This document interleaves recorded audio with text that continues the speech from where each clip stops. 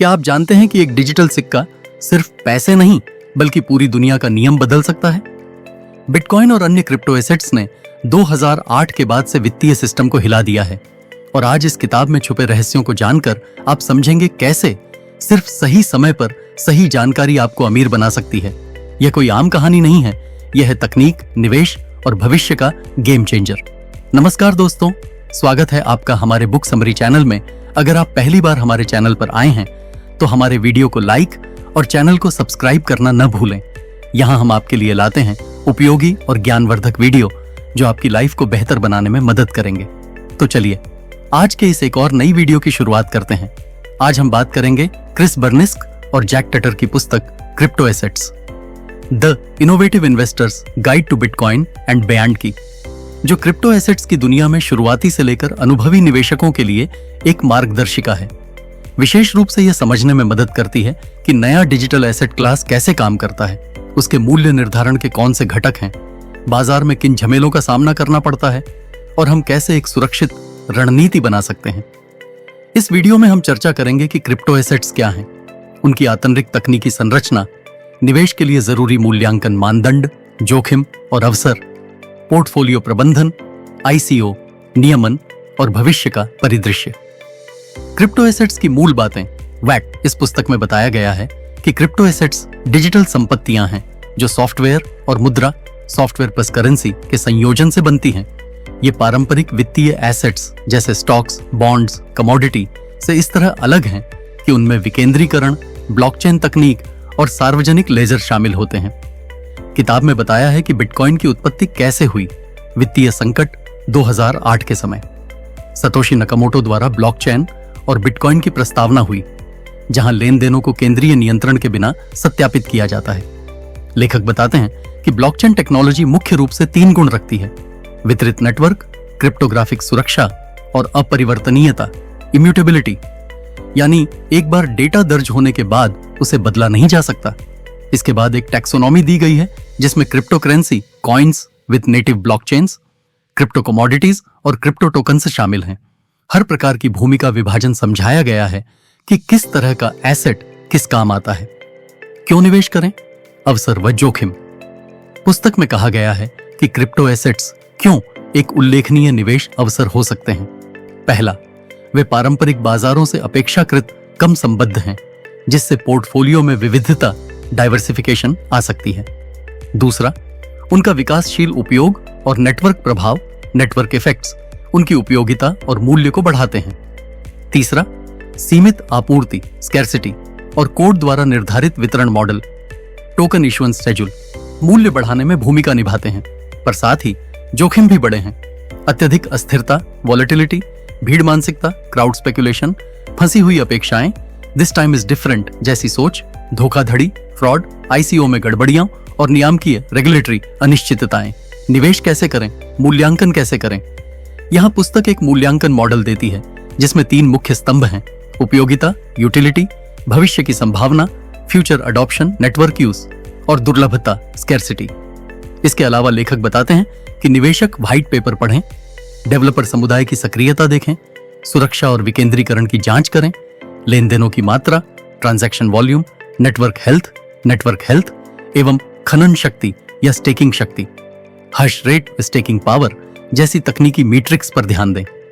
पुस्तक में यह भी है कि निवेशक को यह तय करना चाहिए कि एसेट को डायरेक्ट तरीके से खरीदना है या एक्सचेंज, वॉलेट, खुद की निजी कुंजी, प्राइवेट की नियंत्रण रखना है या किसी केंद्रीय सेवा का उपयोग करना है। आईसीओ का विश्लेषण करना चाहिए कि क्या प्रोजेक्ट वाकई उपयोगी है, क्या टीम विश्वसनीय है और क्या वितरण मॉडल घोलने वाला नहीं है। पोर्टफोलियो प्रबंधन, बाजार व्यवहार, बुलबुले। लेखकों ने बताया है कि एक स्मार्ट निवेशकों के लिए पोर्टफोलियो में क्रिप्टो एसेट्स को सीमित प्रतिशत देना चाहिए, यानी कुल निवेश का कुछ भाग ही क्रिप्टो एसेट्स में रखें ताकि यदि बड़े झटके आएं तो नुकसान पूरी पूंजी पर न हो। बाजार व्यवहार पर पुस्तक में बताया गया है कि कैसे बाजार तेजी से बढ़ते हैं और फिर गिरते हैं, कैसे भीड़ की भावना, स्पेकुलेटिव क्राउड बिहेवियर बुलबुले बनाती है और यह समय अलग है, दिस टाइम इज डिफरेंट जैसी सोच कैसे अक्सर धोखा देती है। आईसीओ, उछाल फुर्ती, बूम और पतन, बस्ट का इतिहास पोंजी स्कीमों की चेतावनियां और कैसे निवेशकों ने गलत जानकारी या अतिशयोक्ति ओवरहाइप से प्रभावित होते हुए ठोकरें खाईं, ये सभी उदाहरण दिए गए हैं। विशेष घटनाएं, तकनीकी मीट्रिक्स उदाहरण। किताब में कई मौजूदा क्रिप्टो प्रोजेक्ट्स और ऐतिहासिक घटनाओं का वर्णन है, जैसे इथेरियम, रिपल, लाइटकॉइन आदि। साथ ही द डाओ का दुर्घटनाग्रस्त घटना डीओ हैक जैसा उदाहरण, जिससे पता चलता है कि कैसे स्मार्ट कॉन्ट्रैक्ट्स में सुरक्षा खामियां निवेशकों को प्रभावित कर सकती हैं। तकनीकी मीट्रिक्स जैसे डेवलपर गतिविधि, जीआईटी रिपोजिटरी एक्टिविटी, उपयोगकर्ता अपनत्व यूजर अडॉप्शन, लेन देनों की संख्या और मूल्य transaction count and dollar value, network value बनाम डेली ट्रांजैक्शन वॉल्यूम की तुलना, ये सभी बताए गए हैं कि निवेश निर्णयों में ये संकेतक कितने मायने रखते हैं। एक्सचेंज, वॉलेट, आईसीओ अनुपालन। पुस्तक में यह भी बताया गया है कि क्रिप्टो एसेट्स खरीदने बेचने के लिए किस तरह के एक्सचेंज प्लेटफॉर्म हैं, जिनमें केंद्रीकृत एक्सचेंज, विकेंद्रीकृत exchange, over the counter trading शामिल है। वॉलेट्स की चर्चा होती है कि हॉट वॉलेट्स और कोल्ड वॉलेट्स के बीच क्या अंतर है, निजी कुंजी की सुरक्षा कितनी जरूरी है और कैसे निवेशक अपनी संपत्ति को सुरक्षित रख सकते हैं। आईसीओज, इनिशियल कॉइन ऑफरिंग्स, कैसे काम करते हैं, उनसे जुड़ी धोखाधड़ी की संभावनाएं और निवेश करने से पहले किन बातों को देखना चाहिए, जैसे टीम, उपयोगिता, वितरण मॉडल, वैधानिकता, लीगल इश्यूज आदि। भविष्य, विनियमन, निष्कर्ष। अंत में पुस्तक भविष्य की दिशा पर विचार करती है। कैसे ब्लॉकचेन और क्रिप्टो एसेट्स वित्तीय, कानूनी और सामाजिक प्रणालियों को बदल सकते हैं। पारंपरिक बैंकों और मध्यस्थों की भूमिका घट सकती है। नई वित्तीय सेवाएं और विकेंद्रीकृत अनुप्रयोग संभव हैं। यह भी बताया गया है कि नियामक रेगुलेटर्स कहां सक्रिय हैं, किस तरह की कानूनी चुनौतियां उत्पन्न हो सकती हैं, जैसे कर, टैक्सेशन, उपभोक्ता संरक्षण, धोखाधड़ी कानून आदि। पुस्तक हमें यह संदेश देती है कि क्रिप्टो एसेट्स में निवेश करना आकर्षक हो सकता है, लेकिन उसके लिए सच्ची जानकारी, धैर्य, शोध और रणनीति जरूरी है, ताकि जोखिम को कम किया जाए और अवसरों का पूरा लाभ उठाया जा सके। क्रिप्टो एसेट्स का मैक्रो इकोनॉमिक प्रभाव पुस्तक में यह समझाया गया है कि क्रिप्टो एसेट्स सिर्फ निवेश का साधन नहीं, बल्कि व्यापक आर्थिक परिदृश्य को भी प्रभावित कर सकते हैं। लेखक बताते हैं कि जैसे जैसे डिजिटल करेंसी का उपयोग बढ़ता है, यह पारंपरिक मौद्रिक नीतियों को चुनौती दे सकता है, क्योंकि क्रिप्टो किसी केंद्रीय बैंक के नियंत्रण में नहीं है। उदाहरण के लिए, बिटकॉइन की सीमित आपूर्ति मुद्रास्फीति, इन्फ्लेशन को रोकती है, जबकि फिएट करेंसी अनियंत्रित मुद्रण के कारण अवमूल्यन का शिकार हो सकती है। इसी तरह सीमा पार भुगतान, क्रॉस बॉर्डर पेमेंट्स और रेमिटेंस के क्षेत्र में क्रिप्टो एसेट्स लागत और समय दोनों घटाते हैं। लेखक यह भी इंगित करते हैं कि यदि क्रिप्टो अपनत्व अडॉप्शन तेजी से बढ़ता है, तो पारंपरिक वित्तीय संस्थानों को नई रणनीतियां बनानी पड़ेंगी, क्योंकि ब्लॉकचेन पारदर्शिता और दक्षता प्रदान करता है, जो पारंपरिक प्रणालियों से कहीं अधिक प्रभावी हो सकता है। निवेशक मनोविज्ञान और व्यवहारिक पूर्वाग्रह किताब यह बताती है कि निवेशक अक्सर लालच, ग्रीड और डर, फियर के चक्र में फंसते हैं, जिससे वे ऊंचे दाम पर खरीदते हैं और गिरावट पर घबराकर बेच देते हैं। लेखक यह स्पष्ट करते हैं कि क्रिप्टो मार्केट की अस्थिरता इन भावनाओं को और बढ़ा देती है, जिससे बुलबुले और अचानक गिरावट पैदा होती है। पुस्तक में व्यवहारिक वित्त, बिहेवियरल फाइनेंस के कई कॉन्सेप्ट्स जैसे भीड़ का अनुसरण, हर्ड मेंटालिटी, पुष्टि पूर्वाग्रह, कंफर्मेशन बायस और हानि से बचाव, लॉस एवर्जन पर विस्तार से चर्चा है। निवेशकों को सलाह दी जाती है कि वे अनुशासित, डिसिप्लिन्ड दृष्टिकोण अपनाएं, दीर्घकालिक दृष्टि से सोचें और अल्पकालिक शोर, शॉर्ट टर्म नॉइजन से प्रभावित न हो। यह अध्याय यह भी बताता है कि किस तरह सही डेटा, मूलभूत विश्लेषण, फंडामेंटल एनालिसिस और स्पष्ट रणनीति भावनात्मक निर्णयों की जगह तर्कसंगत निर्णय लेने में मदद कर सकते हैं। वैल्यूएशन मॉडल्स का गहन विश्लेषण।